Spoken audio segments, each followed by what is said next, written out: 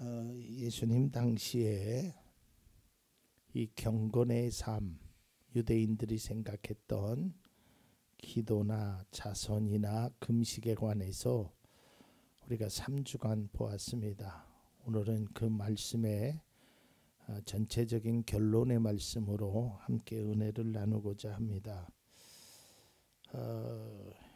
그래서 우리가 이제 개역 성경에는 구제라고 표현되어 있는데 이 구제라는 말은 구해 준다라는 겁니다. 그렇기 때문에 그런 말씀보다도 자선, 그래서 사랑을 베푼다, 이런 뜻으로 표현하는 것이 더 좋다라고 생각되어집니다. 이 자선이나 기도나 금식이 경건의 삶의 아주 중요한 부분을 차지하는 것은 사실입니다. 여러분, 오늘날에도요, 우리가 믿음의 사람에게 꼭 필요한 여러 가지 일들이 있지요. 이제 제가 오후 예배 때 고린도전서 13장에 나타난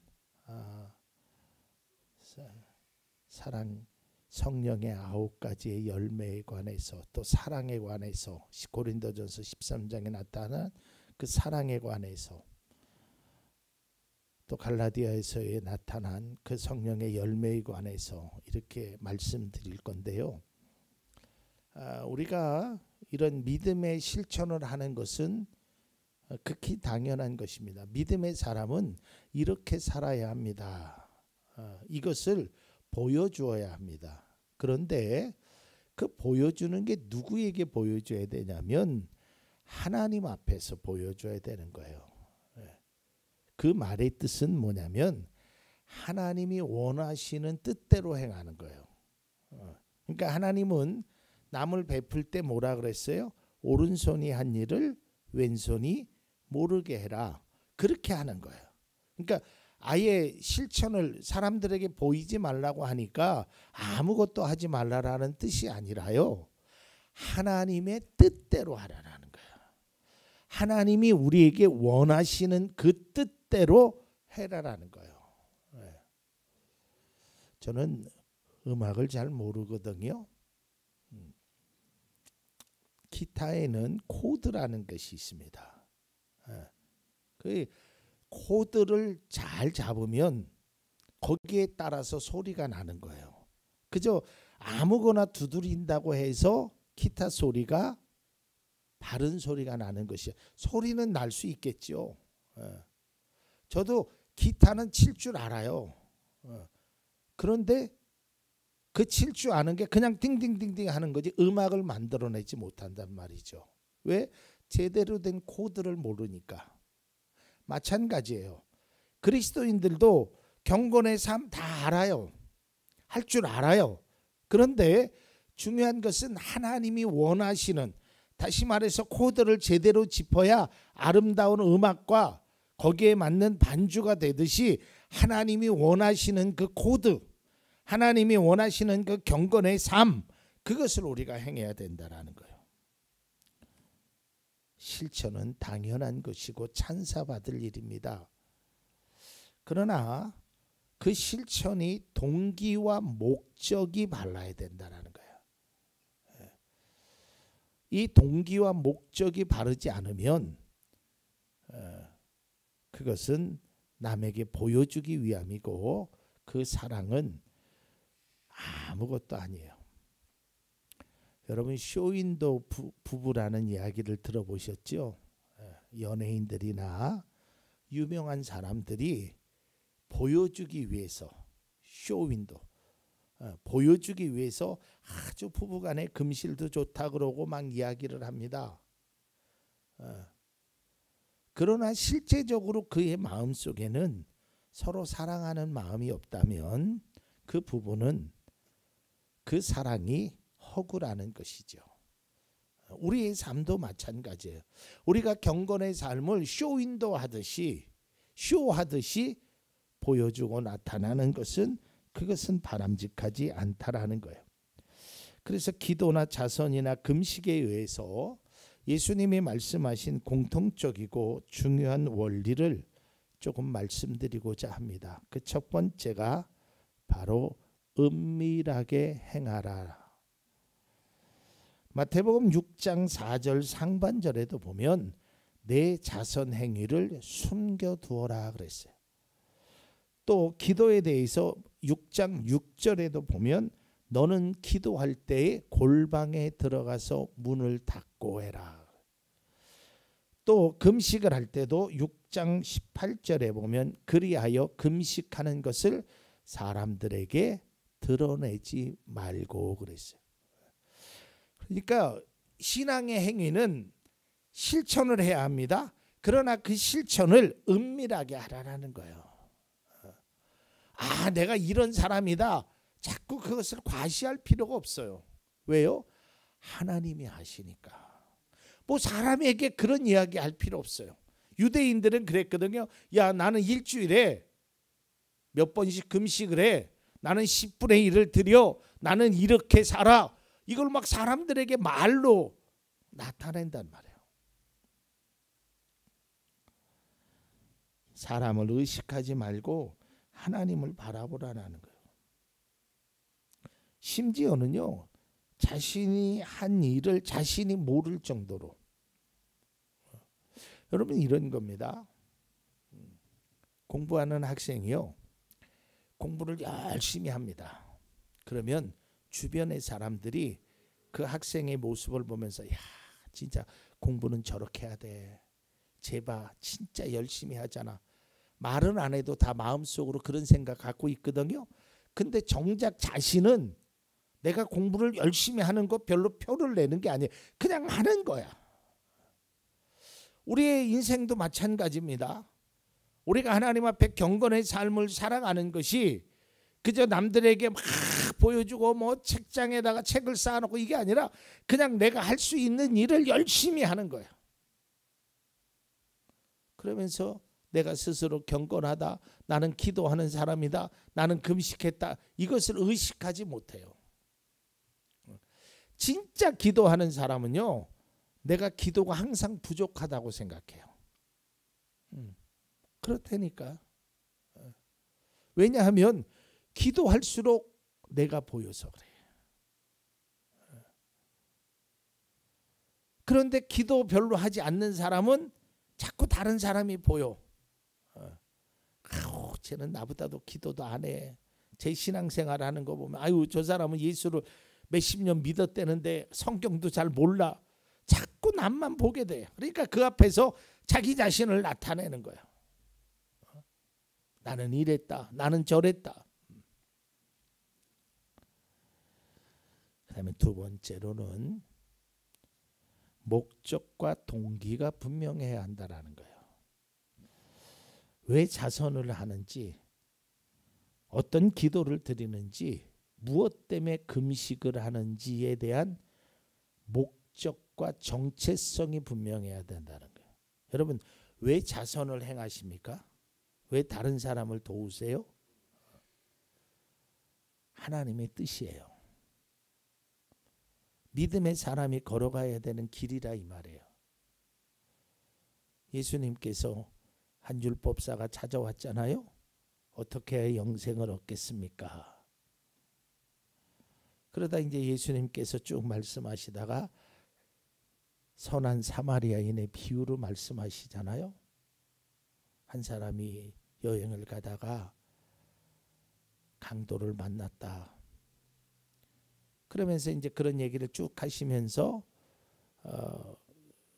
제사장도 그냥 지나가고 레위인도 그냥 지나갔는데 여행 중에 어떤 사마리아 사람이 그를 주막까지 데려가서 그에게 필요한 것을 해주잖아요. 그 예수님께서 그 사람에게 묻습니다. 네가 생각하기에는 누가 진정한 이웃이라고 생각하느냐? 아, 예.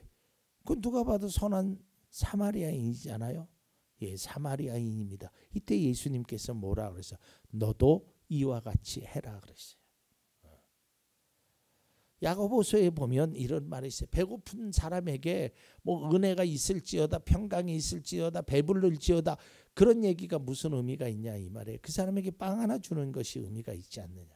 그러니까 자선을 왜 베푸냐? 내가 나타나기 위해서 아니에요. 정말 섬김의 모습을 보여주기 위함이에요. 여러분 며칠 동안 인사 참 많이 받으셨죠? 근데 6월 1일이 다 끝나니까 인사하는 사람이 한 사람도 없더라고요. 왜 그 사람들은 인사를 할까요? 모르는 사람에게 왜? 그 사람들의 목적은 당선되는 게 목적이야. 그건 뭐 정치가 아니니까 할 수 없잖아요. 교회 입구마다, 우리 교회는 작은 교회지만 큰 교회들은 입구마다 와서 들어오는 성도들을 향하여 90도로 감사 인사하잖아요. 목적이 뭐냐 이 말이에요. 믿음의 사람의 목적은, 경건의 목적은 하나님의 뜻을 이루는 데 있어야 돼요. 이게 중요한 것입니다.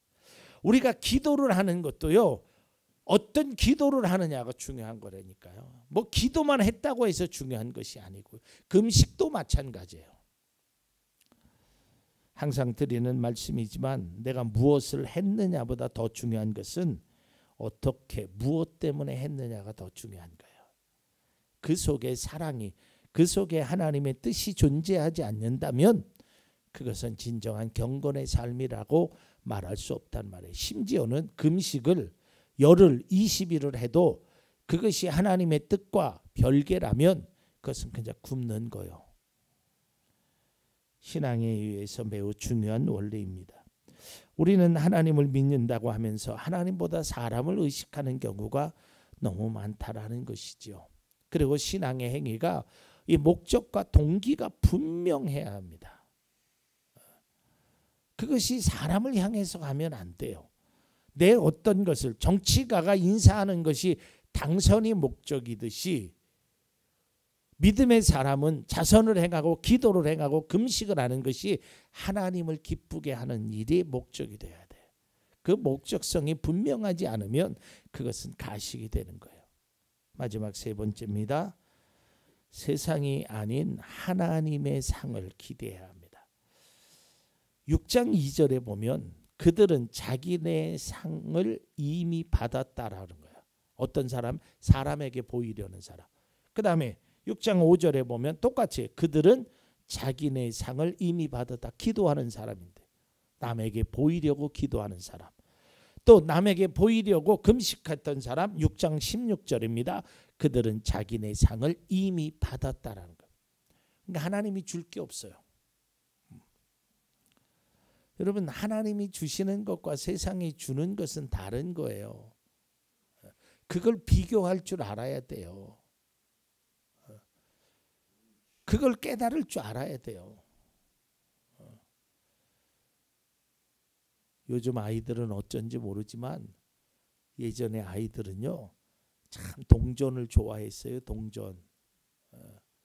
500원짜리 한 서너 개만 주면 아이들은 10,000원짜리도 턱턱 줘요.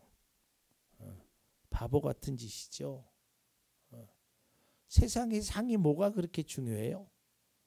하나님의 주는 상을 위해서 우리가 달려가야 되지 않겠느냐 이 말이에요.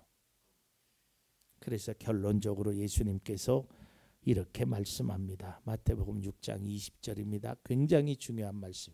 그러므로 이 결과지요. 너희를 위하여 보물을 하나님의 하늘에 쌓아두어라. 여러분의 보물은 어디에 쌓아두십니까? 하늘에 쌓아두어라. 거기에는 좀이 먹고 녹이 슬어서 망가지는 일이 없고 도둑들이 뚫고 들어와서 훔쳐가지도 못한다는 거예요.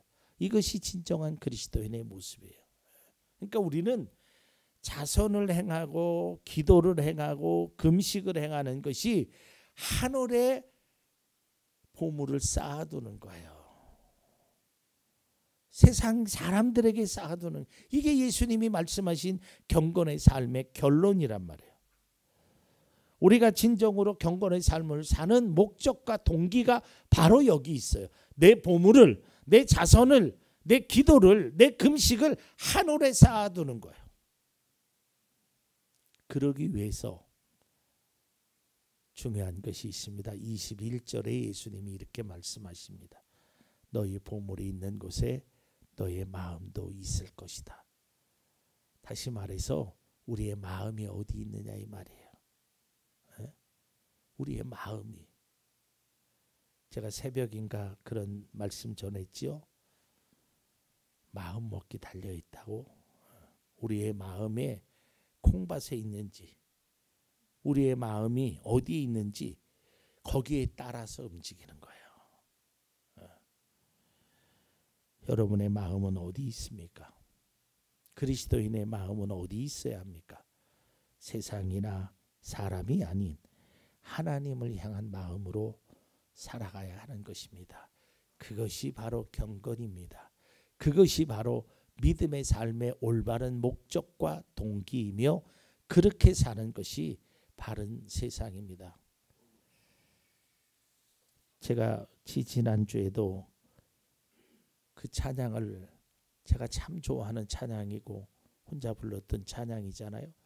제가 그 찬양 속에 그 집으로 가자라는 그 찬양 속에 그 가사가 계속 마음에 안 나. 아직도 이 세상이 그렇게 좋으냐? 아직도 세상을 그렇게 생각하느냐? 눈물이 없는 곳, 아픔이 없는 곳, 하나님의 뜻, 그걸로 우리가 바라봐야 되잖아요.